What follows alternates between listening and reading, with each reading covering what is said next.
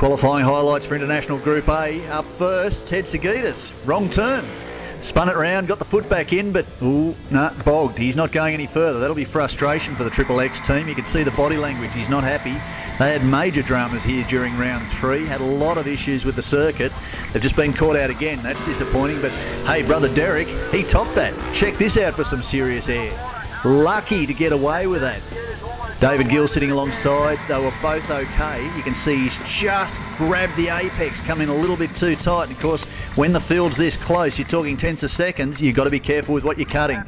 The other one that had dramas, Brooke Dixon. First run out for the day and broke a rocker, so it was not a very good feeling, but didn't have such a good day either yesterday. It was a pretty horrible day out there with the rain and had a wrong way in there, so I still needed to get a good time on the board, and now I'm sitting on the bank for the rest of the day. Disappointment for Brooke Dixon and the Hi-Tec Oils machine. Brooke Lucas, the 2008 350 class champion, continues to struggle to get on top of our toy, the EBSA machine. Another new driver to the sport, Brad Marsden. It's nice to see him, the Queenslander. Struggled a little bit this weekend, had a lot on his plate, of course, part of the committee at the Cabarita Beach circuit. And Nathan Dickinson, another Queenslander. The Queenslanders weren't having a great weekend, despite the fact they almost dominated last time round at round 3.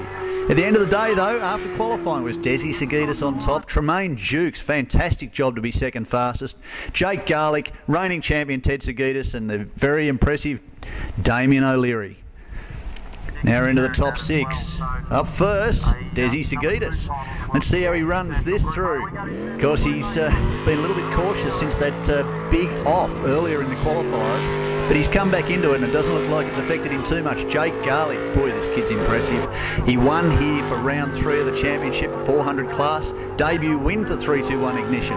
Very impressive job. Greg Harriman still hasn't stopped smiling. In fact, it's affected Greg's driving. He's improved out of sight this weekend. Tremaine Jukes, he too's improved. This is the boat campaign last year by 350 class champion Daniel James. Of course, Daniel's still part of the Stingray racing team. He'll drive alongside TJ next year. This boat is an interim boat. They're going to keep tuning it. Of course, it's got the 400 engine in it. It doesn't have the 350 anymore, but TJ showed just how clever he is beating that hull into shape. He's made it very, very fast. One man who hasn't had to do any beating into shape is this guy. Damien O'Leary improved out of sight this year, partly because of the fact this boat is the reigning World Championship winning hull of Slade Stanley. And of course the Stanleys are assisting Damien with his efforts to improve in this category, and he's just been electric all year. It's been great to watch. But Ted Sygidus, boy oh boy, he's taken the bit between the teeth and he's really been quick.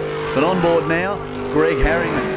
Not quite as finessed as 350 class, former 350 class champion and the guy who shares the boat, Jake Garlick, but boy, he's getting quicker and quicker with each run. And it's confidence too. He's got more confidence in the boat. Jake Garlick and his dad Mark have dominated 350 class competition in this country for a long time, and what they've learned has gone straight into this boat, and it's improved Greg Harriman's driving to the point where he's been running top 5, top 6 nearly every weekend, and an Australian Championship points round. That's very, very impressive. He's made it through once more, but up top, it's Triple X benefit. But look at how close it was, 39.9, 39.9, 39.9 and a 40.03. Tremaine Jukes, very impressive, but missed out by a tenth. That's rough. First up, we're into the final, Jake Garlick. Just have a watch at how smooth this guy is and listen to the revs. She's pinned.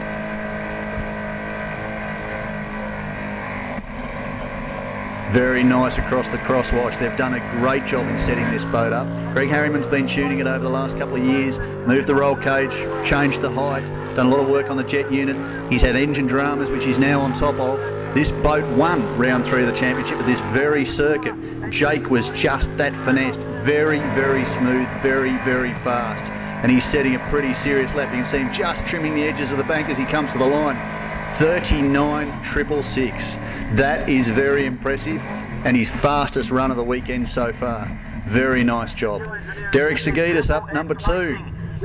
What can he do? He's been, again, a little sheepish about some of those corners because of the fact that he just nipped that bank earlier.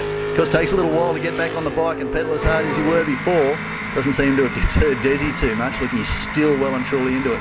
Dave Gill there navigating as ever.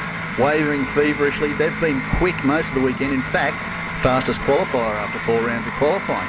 These guys have really been very, very good. Of course, this boat's got a great heritage. It won the championship, the Group A championship last year with Ted Sygidus. Prior to that, it won it with Fonzie Mullen.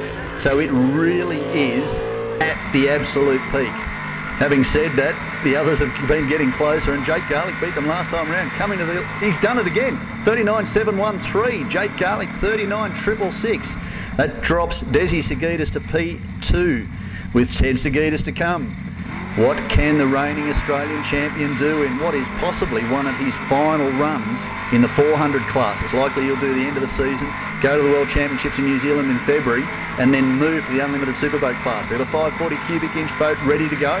Fonzie Mullen built. That'll be a very, very quick injected alloy block. So we'll see how that goes. But right now, Big Ted's muscling this thing around. Because he's been out of the water here before. 12 months ago he had a big off with Kelsey Gill, who's his navigator again this weekend, sitting alongside. She unfortunately had to sit out of the boat for a couple of months after that one.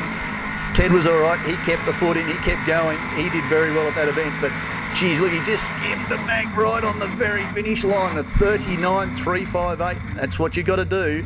The Sygidus brothers show, round 4. She's done it again. Teddy, that's hard work, and that young Jake Garlick, he's coming on good. Yeah, we say this, but when we go to a faster track, we see what happens with the times. He come close, he drove really well for his little skinny bum that he's got. He drove really well, and I think his wife, B, is very light on the weight, so very hard to compete someone that weighs 110 kilos and a 60 kilo navvy. But having said that, you were quickest most of the day, and you're slightly heavier combination than Ted.